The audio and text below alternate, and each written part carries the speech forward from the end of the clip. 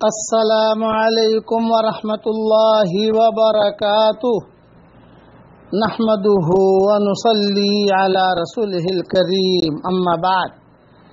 آج کا سبق سن لیجئے، سبق نمبر 1270۔ حضرت انس بن مالک رضی اللہ تعالیٰ عنہ روایت کرتے ہیں کہ رسول اللہ صلی اللہ علیہ وسلم نے ارشاد فرمایا، جنت میں چلنے کے دوران میرا گزر ایک نہر پر ہوا، اس کے دونوں جانب کھوکھلے موتیوں سے تیار کیے ہوئے گنبد بنے ہوئے تھے۔ میں نے جبریل سے دریافت کیا، پوچھا کہ یہ کیا ہے؟ تو حضرت جبریل علیہ السلام نے کہا کہ یہ نہر کوثر ہے جو آپ کے رب نے آپ کو عطا فرمائی ہے۔ میں نے دیکھا کہ اس کی مٹی جو اس کی تہ میں تھی وہ نہایت مہکنے والی مشک تھی۔ یہ حدیث صحیح بخاری شریف میں ہے۔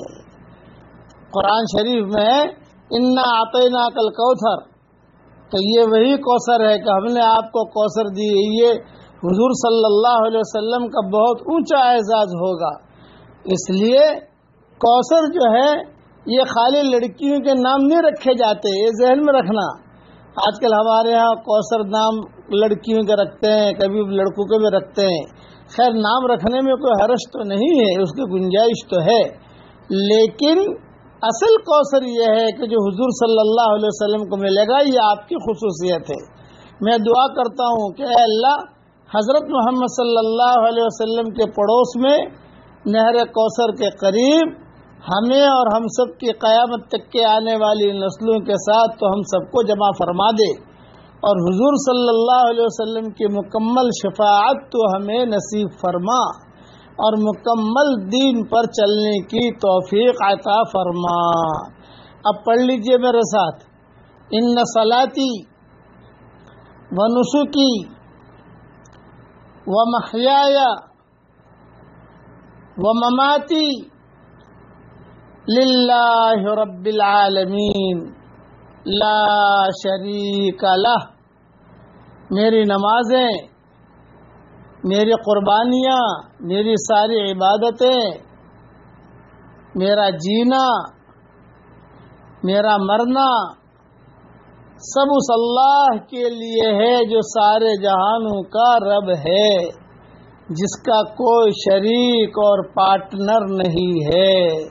یہ دعا مانگتے رہنے چاہیے، یہ جملہ پڑھتے رہنا چاہیے کہ حضور صلی اللہ علیہ وسلم کا آسمانوں سے حکم ہوا تھا، قل ان صلاتی و نسکی و محیای و مماتی للہ رب العالمین لا شریک لہ وبذالک امرت۔ یہ حضور کو حکم ہوا ہے، تو یہ حضور صلی اللہ علیہ وسلم کو حکم یہ خاص نہیں ہے، بلکہ ہم بھی یہ پڑھ سکتے ہیں۔